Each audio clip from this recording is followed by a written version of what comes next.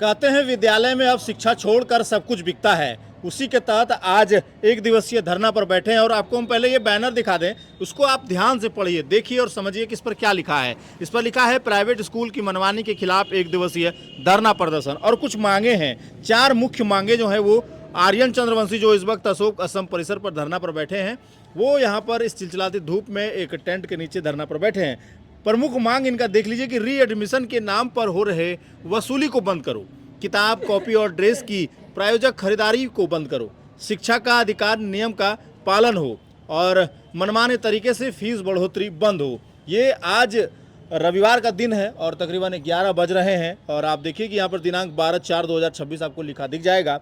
समाज कल्याण संगठन गोड्डा के तहत ये जो धरना है, एक दिवसीय धरना दिया गया है यहाँ पर। और हमारे साथ बात करने के लिए वो है कि आखिर क्या ज़रूरत आन पड़ी आपको, जब सब कोई चुप है, कोई कुछ बोलिए नहीं रहा है, तो आप इस धरना में धूप में बैठे हैं। देखिए, हम लोग तो समाज सेवी है। हम लोग का काम है समाज के लिए आवाज़ उठाना। जब भी लगता है कि नहीं गोड्डा ज़िला में कुछ गलत हो रहा है, उसके लिए आवाज़ उठाना चाहिए, तो हम लोग आवाज़ उठाने का काम करते हैं। जैसा कि आप लोग अभी सुन रहे हैं, लेटेस्ट में नेपाल के जो प्रधानमंत्री है, उन्होंने सारे प्राइवेट स्कूल को बंद कर दिया। उसी आधार पर देख रहे हैं, रांची हो, कोडरमा हो, यहाँ तक कि बिहार में भी प्राइवेट स्कूल में री एडमिशन बंद हो गया और जितने भी कॉपी किताब ड्रेस की खरीदारी जो है वो प्रायोजक सिस्टम से बंद कर दी गई। आप कहीं से भी खरीद सकते हैं। साफ डीसी ने जो मना कर दिया, अगर किसी भी तरह का गलत कोई स्कूल वाला करता है तो उसके खिलाफ कार्रवाई की जाएगी। तो मेरा जिला प्रशासन से यही मांग है, तो गोड्डा में ये क्यों नहीं हो सकता है? गोड्डा में जो गार्जियनों के पास जो है लाद दिया जाता है इतना मोटी रकम फीस, उसका माफ़ी जिला प्रशासन गोड्डा क्यों नहीं कर सकती है? इसीलिए आज हम लोग धरना में बैठे हुए हैं। आप देख ही सकते हैं कि इतना इतना फीस, री एडमिशन फीस, स्कूल किताब कॉपी ड्रेस के नाम पर फीस, ये सब अन्याय नहीं तो और क्या है? इसीलिए आज हम लोग धरने पर बैठे हुए हैं। हमारे साथ और भी समाज सेवी लोग जुड़े हुए हैं, ये पार्षद लोग हैं।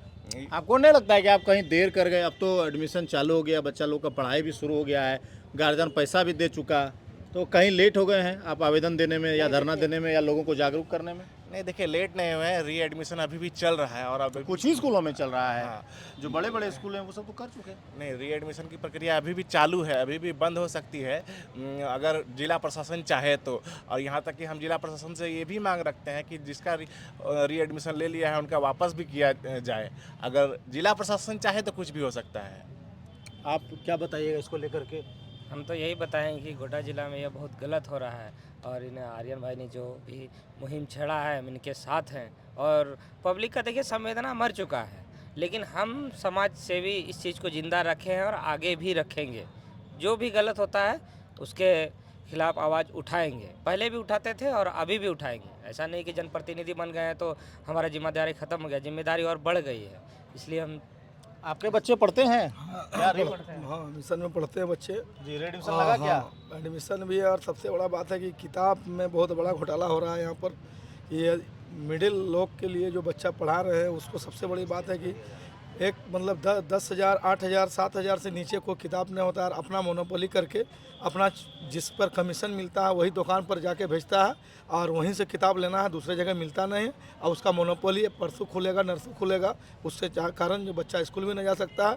और महीना में एक मतलब 10 दिन पढ़ाई होता है लेकिन फुल पैसा लेता है और उसमें कोई भी उसमें नहीं करता है मरम्मत। और सबसे बड़ी बात है कि जो है स्कूल में आज के डेट में जो है ना पढ़ाई कम होता है। और सबसे बड़ा बात है कि आपको पहले मैसेज कर देगा पैसा के लिए, आपके पास है कि नहीं है। इस पर सरकार को ध्यान देना चाहिए। जो गरीब है, जो पढ़ा नहीं सक रहा है, वो अगर एडमिशन करा लिया किसी तरह से, उसको मिलता नहीं, जब तक पैसा नहीं दीजिएगा उसको एडमिट कार्ड नहीं देता है एग्ज़ाम देने के लिए। इसके लिए हम लोग समाज सेवी वार्ड पार्षद के नाते हम लोग बोलते हैं सरकार तक ये बात जाना चाहिए और इस सब पर कड़ा शासन करना चाहिए। सिलेबस भी हर साल चेंज कर दिया गया, क्या उस बारे में भी आप लोगों ने अपने इसमें संज्ञान लिया है? वही चीज़ है ना कि स्कूल में सिलेबस भी बार बार चेंज किया जाता है, जबकि सिलेबस क्या चेंज होता है, सिर्फ कवर चेंज होता है। आप देख सकते हैं कि जितना भी स्कूल है सिर्फ कवर चेंज होता है कि हाँ इस बार ये वर्क बुक है, अगले बार वो कंपनी का वर्क बुक लग जाएगा, लेकिन मटेरियल सारा वही रहता है। झूठ मूठ का स्कूल वाले लोग जो है पैसा ऐंठने के नाम पर सिर्फ कवर चेंज होता है, बाकी सिलेबस वही रहता है। ठीक, बाकी गुस्सा सभी के अंदर है, बात सभी के अंदर चल रही है, लेकिन कोई सामने नहीं आ रहा है।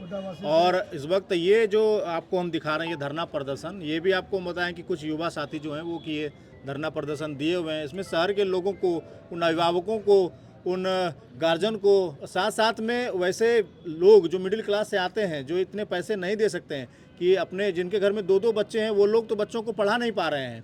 ऐसी समस्या सामने आ रही है।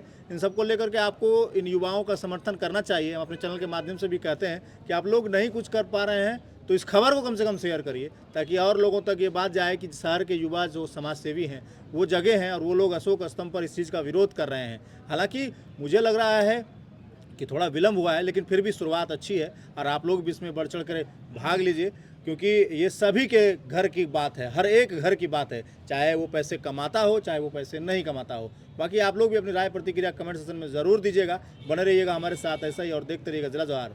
धन्यवाद।